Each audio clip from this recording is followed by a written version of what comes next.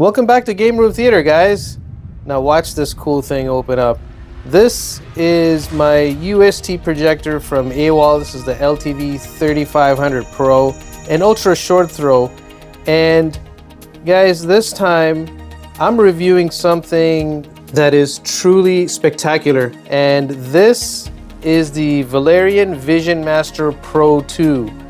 This is not a short throw projector, or an ultra short throw projector for that matter, but it is a cousin or a relative of AWOL Vision. So Valerion has achieved remarkable success on Kickstarter, raising over $10 million in funding. With more than 4,000 backers, it has become the highest funded projector campaign in history. And this has certainly piqued my interest on what all the hype is about. And I really want to put it through the paces and see what this thing really can do. Meanwhile, go grab some popcorn, sit back and relax, and check out the rest of the video. There's going to be lots of footage of this thing in action. So let's go ahead and first off just unbox this thing.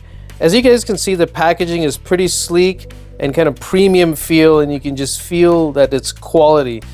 I say this because this is basically a cube device, and a lot of these cube devices invoke quote-unquote lifestyle, right? Like lifestyle meaning it's going to be fairly portable, and fairly portable typically translates to mid-tier. So I'm going to have this in my dedicated theater, as I mentioned earlier, and you guys will be pleasantly surprised that this can serve multi-duties, if you will, multi-purpose.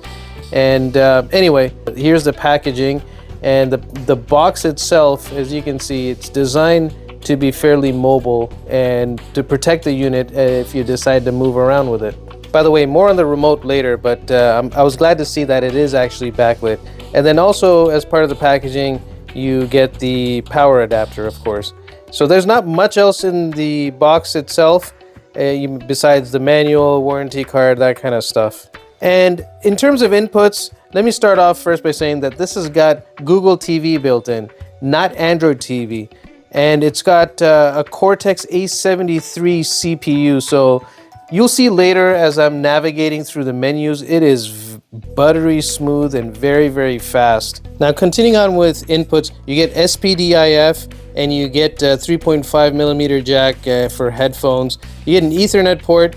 You get a USB 3.0 and a USB 2.0 port, and you get 3 HDMI ports, with 2 being 2.1 and the third being 2.0 with eARC. Although the two inputs can accept HDMI 2.1, the output is not going to be 120 frames per second at 4K if you're gaming. It'll be limited to 60 frames per second. And I'll talk about this a little bit later, but if you're going to be gaming with this, you're going to likely want to have it at 1080p at 120 frames per second or 240 frames per second, and you will then be at only 4 millisecond lag. Okay, never mind all of that. You guys want the meat of this thing, like what does this look like? And here it is set up in my dedicated home theater. And guys, it takes your breath away. I am truly shocked. The number one thing, besides the color pop and the extreme brightness, wow, just blinded myself walking past this thing. Super bright. It's really, what's impressive to me is the fact that these guys have pulled off amazing contrast ratio. One thing I want to clarify, guys, is I haven't had a chance to calibrate this with my friend coming over with the appropriate tools. I kind of eyeballed it, so this red shift is really not there in person.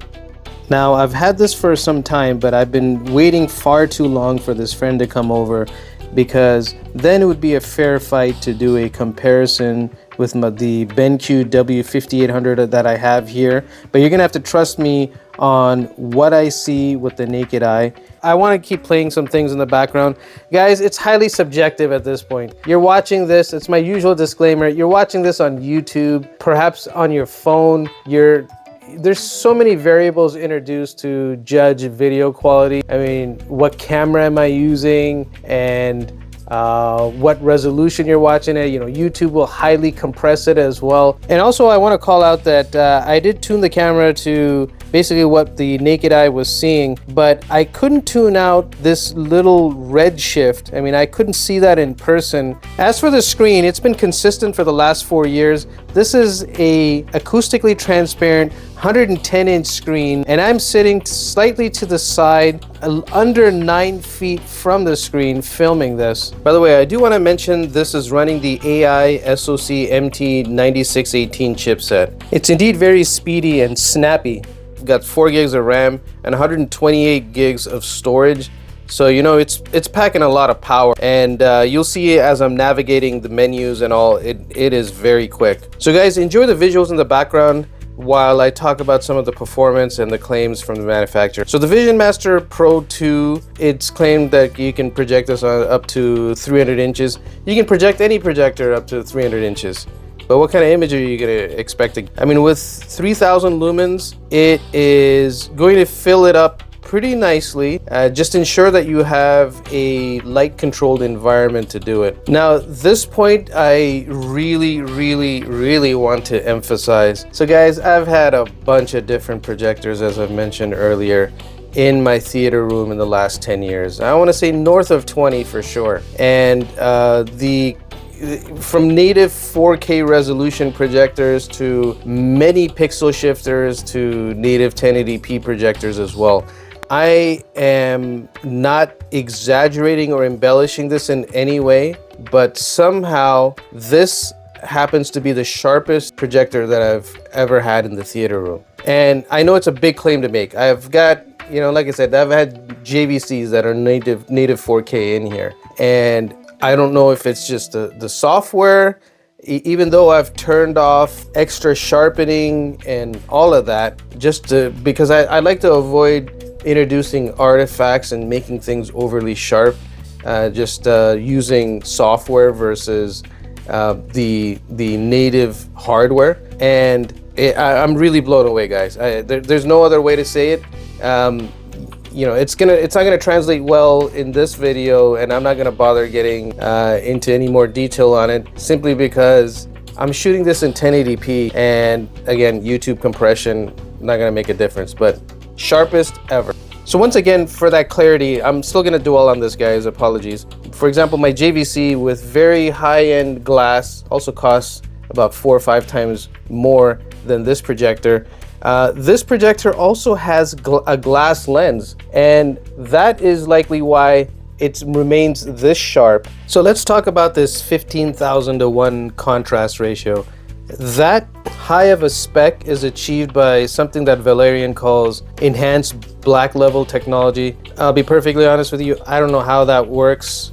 It's likely software related and certain tweaks that are happening, but I found it to be very reasonable without crushing blacks. However, the native contrast claim of 4,000 to 1, I actually felt that was extremely accurate. And again, I'm comparing against a JVC that I've had, a rather higher end one for many years, and I am spoiled. I really like my inky blacks, and sure, it's not at the exact level of JVC. I mean, again, it's something that's 5 times the price, but very serviceable. It's at the point where, you know, I would actually consider keeping a lifestyle projector in the theater room permanently, and if I had to choose, this one would be it. And again, this is the Pro 2, so the Max has some additional features, including dynamic iris. So I can't imagine what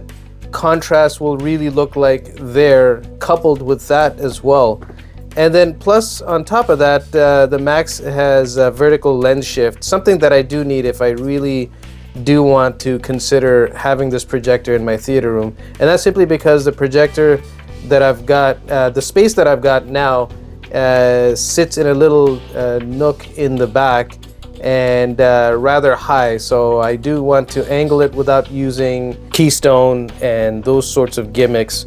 You only use that if you absolutely have to, but you do take a hit on resolution. So one thing that I do really want to mention is RBE, also known as rainbow effect. And this is a consequence of DLPs and color wheels and that sort of thing. But this is a triple laser and it doesn't have a color wheel. And I can usually induce RBE by blinking quickly and scanning the screen right to left, but I cannot recreate it, and likely you won't be able to either. In terms of other features that are packed, you have Dolby Vision, HDR10 Plus, and Filmmaker mode. So you're experiencing content exactly as it was meant to be seen when you're in that Filmmaker mode. By the way, I've found the speakers to be extremely loud and clear without breaking up or distorting. So I'll be quiet for a couple of seconds and you guys can gauge for yourself.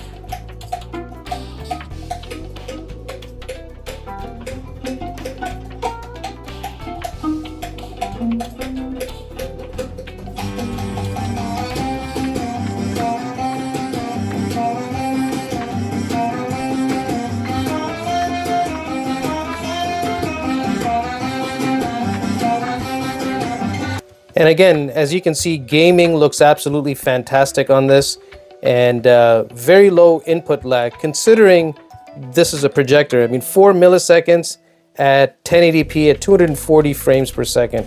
You've got great versatility in terms of where you can install it. Again, this is why I say that this works fine in a dedicated home theater space as well, because you've got 0.9 to 1 to 1.5 to 1 ratio. So you can be very close and get the desired picture size that you're looking for, or be further back like I am and get the desired effect as well.